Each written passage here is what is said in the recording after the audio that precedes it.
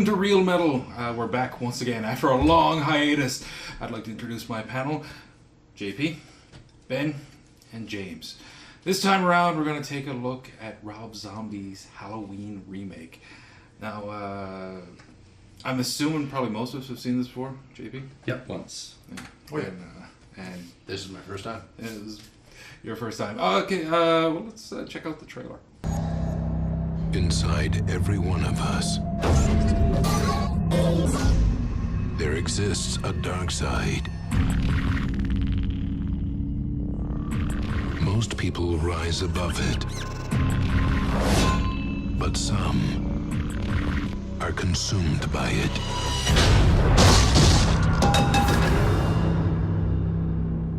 Michael? Until there is nothing left but pure evil. Behind these eyes, one finds only darkness. These are the eyes of a psychopath. This August, Rob Zombie unleashes an extreme vision of terror and reinvents a legend.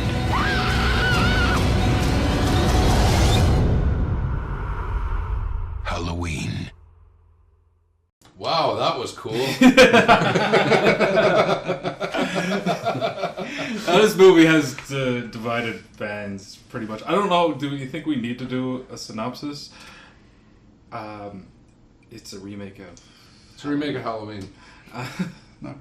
No, I think most people know the story. Michael Myers goes crazy and goes kills people. Yeah. What's the difference between a remake and a reboot? Is there a subtle difference? When he did this, there wasn't reboots. Reboots wasn't a common term Wasn't a used. thing, yeah. It was a remake. Rob Zombie's called it a fan film, and that's exactly how I view it. Yeah, As a fan film. it's... A lot of people really hate this. Sure. I've softened on it over the years, but let's just get right into talking about it, I suppose. It starts off, the glaring difference is the backstory of Michael. Yeah. You said you didn't like that. No, because in the original film, he's just in the credits. It's just the shape.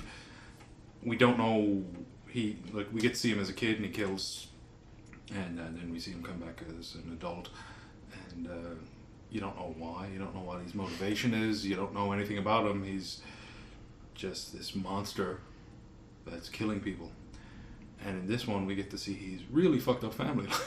I think that's the point of this film. The point of Rob Zombie's remake was to focus on that part of him. Yeah. And it's 30 minutes of the movie. Provide the motivation. Yeah, I don't mind it so much. I know people have a lot of issues with it. I didn't mind it when I saw it at the cinema. I think it's well shot. I think it actually drags a bit when it gets into the other half of the film, when he is Michael, because it's very familiar. It's very familiar from the original. Mm-hmm. It seems to hit all the same beats. Whereas the opening of the film for the first 30 minutes feels like a completely different film. Yeah, see that they recreated a lot of shots straight out of the original film. A lot of scenes that were just direct recreations. We talked about this though, right? We were saying that when it comes to a remake, I think people feel like they have to hit certain beats. You have to have certain things in it. You have to have the mask. Yeah. You have to have the knife. I think in the case of Halloween, you have to have the bedsheet ghost. Well, yeah, that was I was specifically referring to that too. That was he picks the guy up and stabs him, and he just kind of hangs there, and that was from the original as well. I was really torn on how they approached the first half hour. On one hand, the original, I like the mystique of it. I like, they're going to create a backstory and it was well done, but does it take away from the mystique? Because if you look at, say, Midwest American family life, it wasn't, he's from an abusive family. Does that mean everyone who's from an abusive family all of a sudden goes psycho and we have 20 Michael Myers running around? It wasn't, it's sort of like, here's this poor kid who had a really rough growing up life, and then he liked to burn ants with a the magnifying glass. I mean, who didn't do that, right? Yeah, he went to a little extreme. So Who didn't crucify a cat?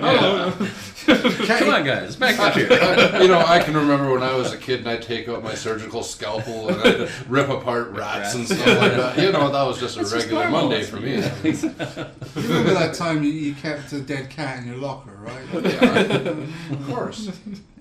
The principal found it and told my mom, and I was like, he's just a kid, he likes animals. Well, I mean, that was my problem with it, though. It was just, I didn't want to know why he was a psycho. I just, like, the first one, it's this kid, this cute little kid, just standing there with a knife, and like, why did he kill people? I don't know. It's kind of creepy that way. It's Yeah. just why. But that's the difference. I think we need to look at the fact that Rob Zombie was trying to be very different with it. Like I said, he had an interview I saw before the movie came out, and he said this is a fan of the film, a film made for fans by a fan. Mm-hmm. Yeah. And if you're not really, don't watch it. And obviously it divided people, which something like this is going to. Halloween 1978 is like one of the greatest movies ever made. If you're a horror fan, it's pretty much in the top 5 always. Yeah. And the opening of the movie, I'm also conflicted with it, whereas I enjoy it as its own thing. Mm-hmm. I don't know whether I like it so much as a Halloween thing. I kept thinking to myself, I'd like this movie more if it wasn't Halloween. It's the Prometheus thing. Yeah. Prometheus is a decent sci-fi film. It's not a good alien film, No. but it's a really good sci-fi film. It Makes has sense, some yeah. really good visuals and stuff in it, and I think that Rob Zombie's Halloween, like, there's a scene, my favourite scene in this movie is the Love Hurts scene, where his mom's stripping and he's sitting there and it's playing, and I remember seeing that in the cinema and going, it's a really good shot, it's a really good scene. Is it a really good scene in the context of Halloween? I don't know. I had a kind of unique perspective on this as First time viewer. well, first time viewing the new Halloween, the Rob Zombie version, and I've only seen the original Halloween a handful of times, and my first time watching Shame! and my first time watching it only being within the past couple of years. So I didn't grow up with it. So I don't have that nostalgia attachment to it. Holy shit. So like watching the two side by side, I kind of like the Rob Zombie one better. Oh, interesting. We All right, can't we're be done? friends anymore. We're done now. Right, laters. We're over. Right, No, that's- okay. Well, no, I It's gonna be just James on his own now. Yeah, explain yourself. well, I just like I enjoy it. It's just like the argument that I always have with you listening to older music compared to newer music. The production value of everything looks so much better. Is a lot more easier to look at. A lot more easier to take in.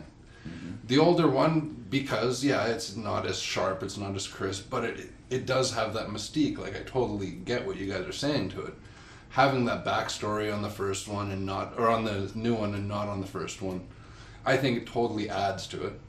I think it totally adds, for me, especially not being a huge Halloween fan, not being too familiar with it. Having that backstory, it really lets you get into the head of what's going on. I know that you don't like humanizing the monster, but seeing where the monster actually comes from, from my perspective, is actually kind of interesting and neat. I'm kind of a little bit on your side in a sense because of the big three of the 80s mask slasher, Freddy, Jason, Michael. The Halloween franchise was my third, if I ranked them personally. So I didn't have that deep nostalgic attachment like you guys are talking about. Oh, that's a copy of that scene, and I was struggling to remember back. Oh yeah, okay. But I didn't instantly recognize some of those archetypes that were built into the film quite well, as we would probably say. It's like, oh, this is a classic shot. Yeah, I mean, well, it's because I've seen the movie, the original, like several hundred times. And I've only seen both movies combined less than 5 times. I think me and Mark will agree on the fact that we're both really, really big fans of the original. Yes. I've often called it my favourite horror movie. Oh, high It's the praise. first horror movie I owned on home video. I actually owned it- VHS and beta. and I watched it over and over again, just constantly. So Yeah. I can't tell you how many times I've seen it. You know what I mean? It was the one I came to a little bit later as well, but not really late. I mean, I started watching horror movies when I was way too young to watch them. And, and it did take a long period off, too, in the 80s. It was like until part 4 came along, was 88 or something like that. Like, I mean, Michael Myers was kind of gone from that, that Pop Halloween culture movie, consciousness for a good half decade. Well, Like, it helped create the and slasher. between Halloween 2 to 4, that long break in the movie between with no Michael Myers. Yeah. Gets him out of your head, right? Yeah, so I mean, I started loving Freddy and Jason before Michael, because they were just around constantly. There was Every a movie year. every year.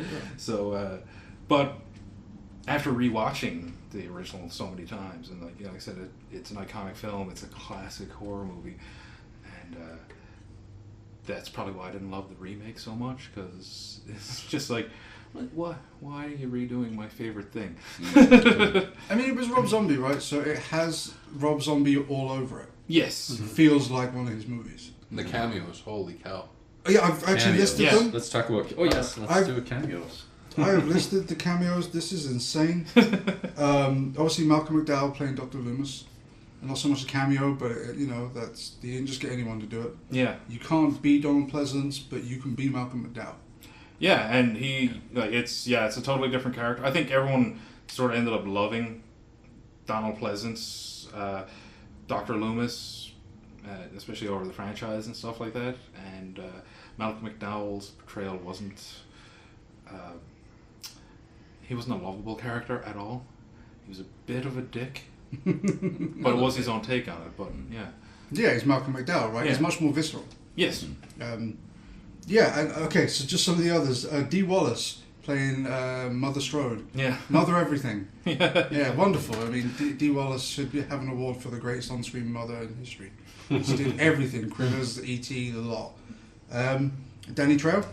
Yeah. Trejo. We all noticed that straight away, right? And that was a really good role, really good cameo. Daniel Harris, of course. I'm sort of seeing a crossover Machete versus Michael Myers. It has to be better than the last one. Sorry, I didn't mean to interrupt your train. No, of not thought at there. all. Daniel Harris was a big deal because Daniel Harris played.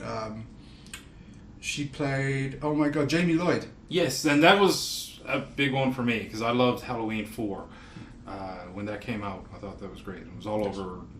Like I said, it was 1988 or whatever, so it was perfect time for me, and that was, reintroduction to the series and stuff like that. And she was a kid; she was about the same age as I was when that came out. You know what I mean? Like, so seeing her back in the franchise was really cool. I love just watching her on screen. I think she's great. Yeah. So for those of you who don't know, and you may not be aware, Halloween 4 and 5 was Daniel Harris as Laurie Strode's daughter, playing as Jamie Lloyd. Adopted by the Lloyd family, and she's the protagonist in both movies as a child actress. And I was the same, right? I grew up watching those movies, and I've been in love with Danielle Harris as long as I can pretty much remember. Yeah. So I actually met her a couple of years after she did this movie, and when I was speaking to her, we talked about how her doing this with Rob was a part of Michael catching up with that character. Yeah. That it was that in part, even though she's playing Annie Brackett in this remake, that it was in a way Michael catching up with Jamie Lloyd and killing her. Because obviously Jamie Lloyd was killed in number 6, but not played by Daniel Harris. Yeah.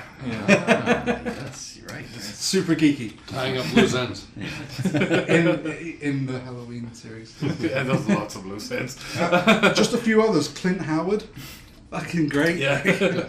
Took some time off from Adam Sandler movies to do some Halloween work. Brad Dourif. Classic actor, horror movie actor, Chucky himself. And you commented Yeah, the kid. What's his name? The kid that plays Michael Myers. Dirk something. Dirk something. Dirk something looks just like a blonde Chucky. Yeah, it is. Yeah, the scene where he kills the nurse, right? Yeah. And the nurse he killed was Sybil Danning. Yeah. Like, Sybil Danning hasn't done shit since like 1990. Good for her.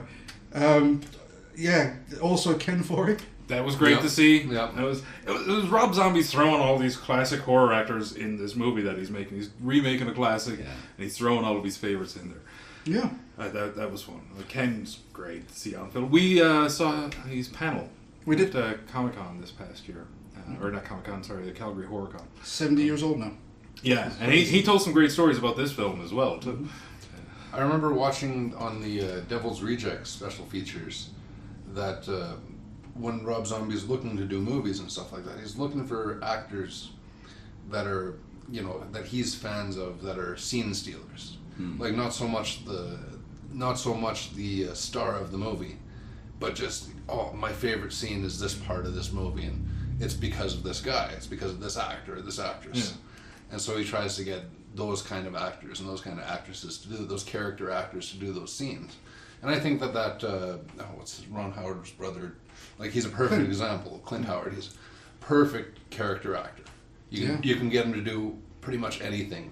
He's got that look, he's got that voice, he's a talented guy. Well, you pretty much nailed exactly what they were doing in this film. Yeah. The amount of scenes that, when we bring up their name, we can all remember the scene. Yeah. Because they are scene stealers. And just a few others quickly. Bill Moseley was in it. Yeah. Of course he's in it. Sid Haig, of course. Yeah. And again, that's a great scene for Sid, right? Yeah. Like, he nailed that. William Forsythe. William Forsythe was in it. That dude's been in everything. And then finally, Richard Lynch, who most people won't remember Richard Lynch, is dead now. He was in Puppet Master. Oh, you forgot the monkey. Oh yeah, Mickey Dolenz. Mickey Dolenz. How did he end up in there? That I don't get. Maybe Rob Zombie's a really big Monkeys fan. Well, he's an The show was actor. great. Why not? Yeah, but he's an actor too, though. Like he's done other stuff. That's the Monkeys. No, other than that. He acted in that too. No, I know. Can't spell. We'll get into the James and Ben argument show later. Debating About the Mickey monkeys. Dolenz acting career. I'd watch that show. I'm down for it. Yeah, so wonderful character actor show, and I don't find them overly distracting. Sometimes cameos can be, and kind of take you out of the film experience a little bit. But like I said, all these people are great actors and did wonderful jobs, even if those were little small parts. Mm-hmm. If I had one complaint about this movie, it would be not so much the beginning and not so much the end, but the filler between the talking, the conversations between characters. A lot of it seemed so forced, unnecessary, and just wasting time, just trying to get through it rather than just telling the story and getting it done. Yeah, I mean the film could have been a half an hour shorter. I'm sure. It could. I think the film could have been half an hour shorter without taking anything from the end or the beginning. Yeah, it lagged when the babysitter's talking to the kids about the boogeyman and all this going on and on and on. That's hitting the beat from the original though. Yeah. That's what is the That's boogeyman? why and he's got to helping have that touchstone as well. Laurie so, yeah, helping the mom fix the things, and all the 5 minutes of Michael Myers just walking and staring at them like. I was trying to build tension, and that it's just I don't know, kind of introducing her parents a little bit. So you're kind of shocked. Yeah, but when they actually they're get killed right away. I know, but so you feel when they're killed. I think is. But that's an interesting point. You say trying to build tension. Yeah. This film is in your face. It's Yeah. not suspenseful. Like tension's already there if you're gonna like it's Halloween. It's the Michael Myers story. Like you're not gonna be surprised by if Michael Myers hops out. You're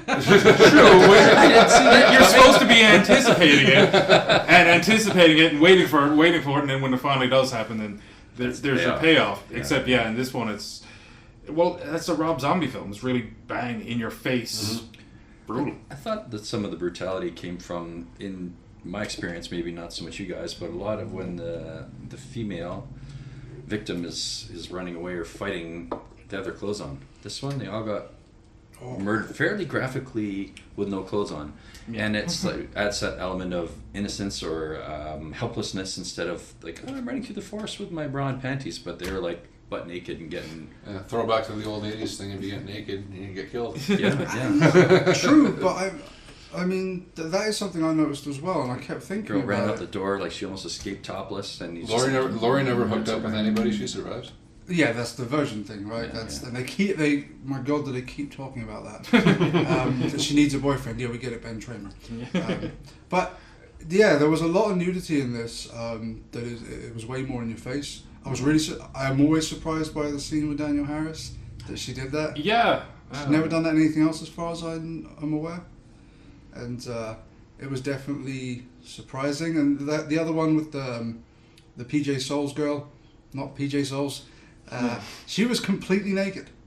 Yes, no, we Completely. did watch the director's cut of this, and I don't recall the theatrical cut. I haven't seen it since then. I saw it at cinema, right? Yeah. And then I saw this one later on. Yeah. On that subject, I don't agree with the version of Michael escaping. With the rape in his room. I think it's totally unnecessary. Yes. The theatrical version has him being escorted to another facility after Loomis is taken off the case, and then he kills everyone in transit. Yeah, Well, that makes more sense for sure. Yeah, no, because that was just weird. It was like the guard brings his cousin or friend in to rape a woman that newly showed up, and then they take her into Michael Myers' room to rape her on his bed. Yeah, for some reason, and like, you know, Michael Myers is obviously a killer. He's also at this point like 7 foot tall, like 300 pounds of pure muscle. Why would you do that? He's going to be heavyweight champion of the world one day. Well, he was a wrestler. I mean, this is the version that most people know, as far as I understand it. Most people I've spoken to do know this version. It's conflicting, because I do like when Danny Trejo turns up to work. Yeah. And the blood everywhere. That's great. That's really good. Yeah. They don't have that in the theatrical version. That's really good. No, and that's really good too, because it shows that he had befriended Michael and they were sort of friendly or whatever, and you know that once he turns on Danny Trejo, it's like, alright, all bets are off. This guy's just so cold, so grim, you know, just no remorse. The guy's been nice to him for 20 or 15 years. Yeah. And then just hold his face down in the tub, drown him. And then hit him with the TV. Yeah. And then drop the TV. What'd you say? Welcome to prime time, bitch. Are we talking about things that we disliked? You gonna do that? I got a couple of things. Well, I don't think we have enough time, man. Oh, they're small, I promise. Yeah, I guess we can get into it. I'm just going to say that I enjoyed this movie more now watching it today than I have in a long time. And now it's 11 years old at this point. I'm not angry at it anymore for remaking my favorite thing. You've let it go. You moved on. You're just waiting on me to tell you what I disliked? Oh, yeah, sure. Alright, I commented while we were watching it on the fact that the Michael Myers mask shows up at the beginning. I do not like that.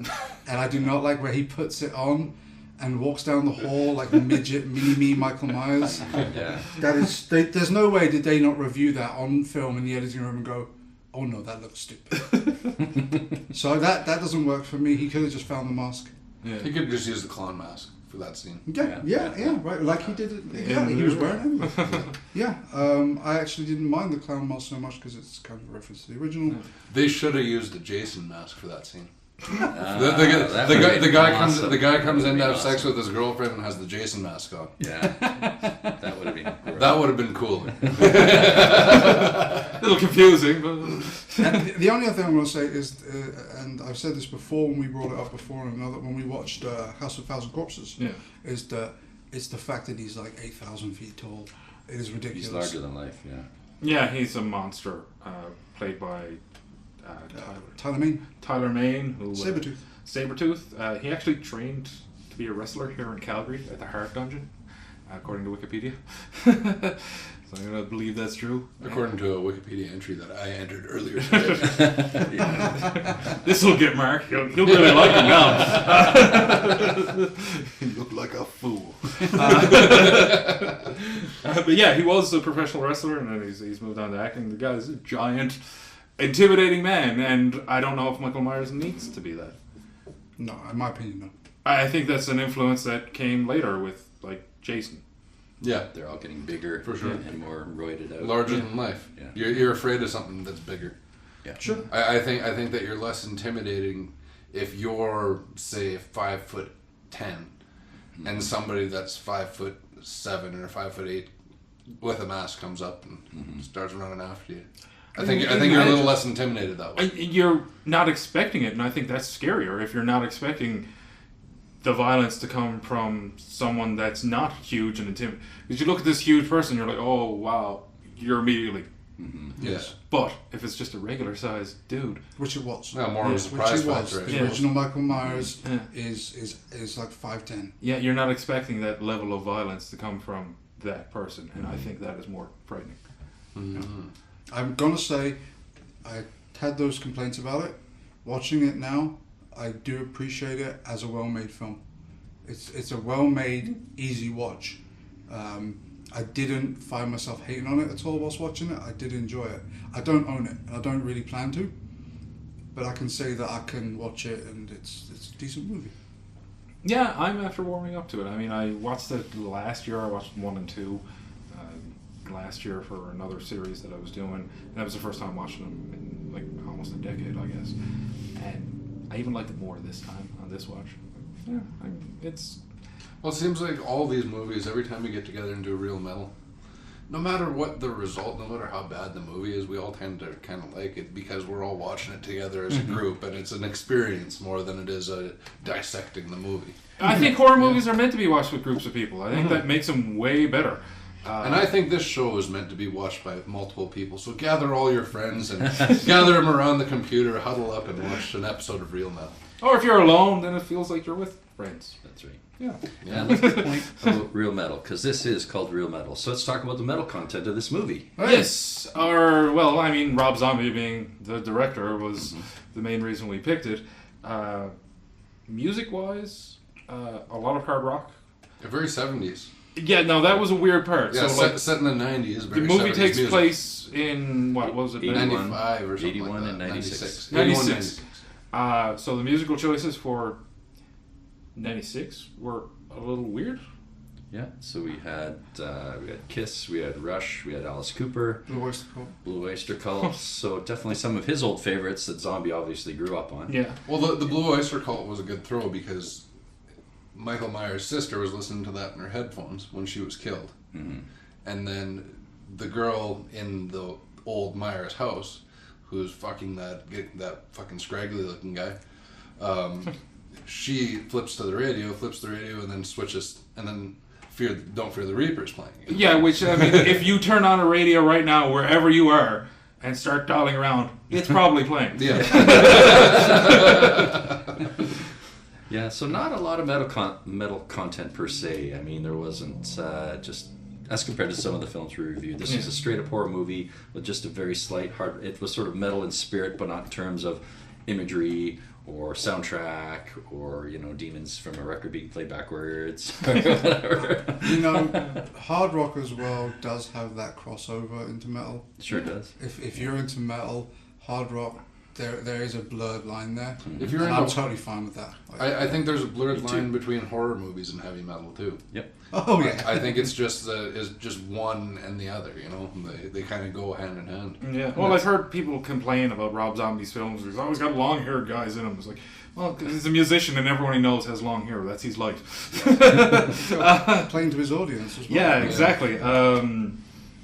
But yeah, I mean, there's also like At least they metal don't all kids have dreads. Can't be all clean cut. Come on. Well, until you cast the singer for Shadows Fall on something, then we'll be all right. Oh my god! Yeah. Wow, throwback there. Just Nice one. just whips his head around. He's just helicoptering people to death. Cut to Shadows Fall right now. Yeah, put little blades on the end. That'd be great. Someone start writing that now. Well, we could probably actually get him to do it too. I, for one, I mentioned several times, I enjoy it now more than I ever did. It's not the original. It's never going to be as good as that, but I think it's worth watching. Yeah, I liked it. I thought it's only the second time I've seen it, and it was probably a decade since I've seen it, and it was great. It was a jump scare in there that got me. I forgot, and I forgot how it was, fairly graphic and visceral and all that kind of stuff. And so yeah, I liked it. Yeah, I feel the same way that you do on it. I've warmed to it with more viewings. This is only my third viewing I saw one in the cinema, then this version on DVD later, and now it's the third time. Yeah. I've definitely warmed to it. It's a decent movie. It's worth a watch. I definitely enjoyed it. I mean, I had nothing to compare it to, really. Like, I only watched the original Halloween a couple times, and this is my first time viewing this one, so... I'm not going to let you down that you mentioned that this one was better than the original. Well, I enjoyed Shame! I just enjoyed it more. Sorry It that I is on didn't watch it record. for 15 years. Yeah, I just like to let you know that you're wrong. And you should feel bad about Well, yourself. give me another... give me 15 years to watch both of them every night. Yeah. You just got scolded by Mark on camera. Okay, well, we're doing this because Halloween is coming up, and there's a new Halloween film coming out. Mm-hmm. Do you guys heard much about this new one at all?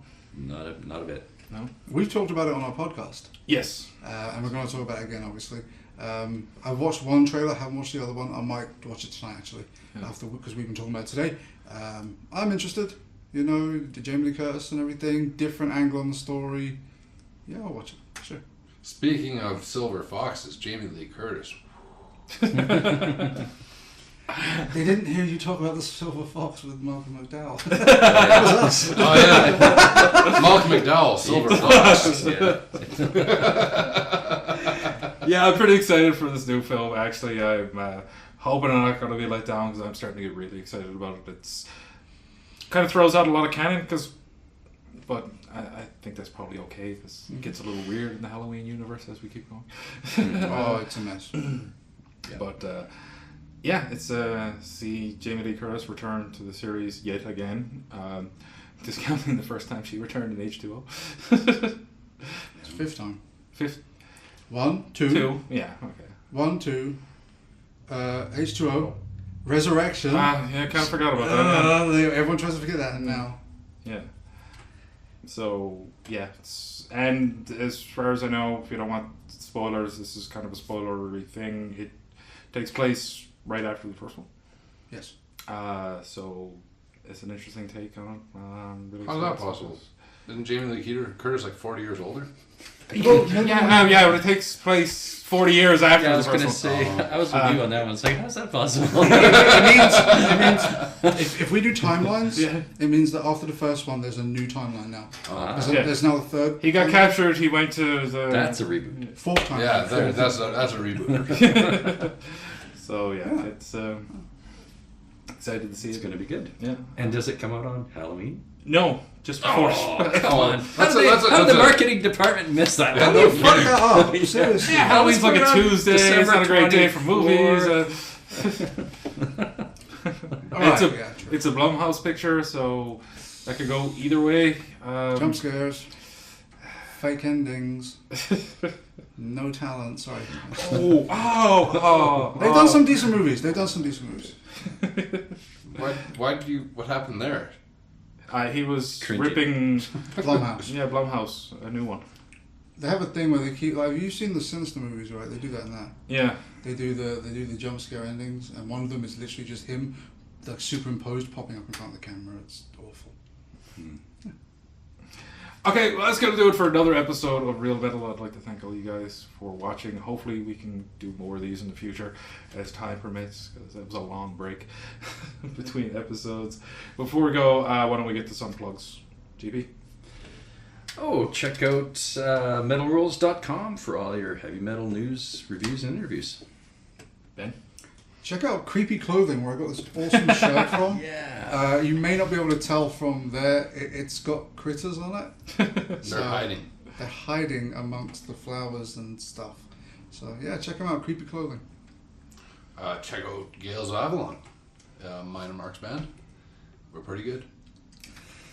I'd like you guys to check out Top Rope Horror and Metal Podcast. Oh yeah, that's a podcast that we do. Yeah. It's a new podcast that we do, all about horror movies, metal, and wrestling. Where can they find that, James? You can find it on iTunes? They can find it on iTunes. They can find it on everywhere. Facebook? Just look it up on Facebook, on Google. The Top Rope Horror and Metal Podcast. Potable? Podomatic. Podomatic? Potable. There's another one. Podomatic. Right. Yeah, check it out. New episodes every like 3 weeks. When We're we doing get one to tomorrow. yeah, there'll be a new episode up by the time this goes out. Hopefully. Maybe. I did my homework. I didn't. I did. Well, thanks again for joining us, and until next time. Happy Halloween. Trick or treat.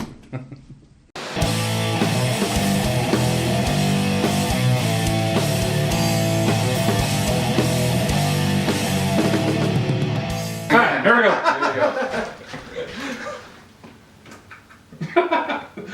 Sorry, I gotta turn it off. For you guys watching, Mark just pressed play. He's not actually playing it. It's a pre-record. Freestyle. I'm pretty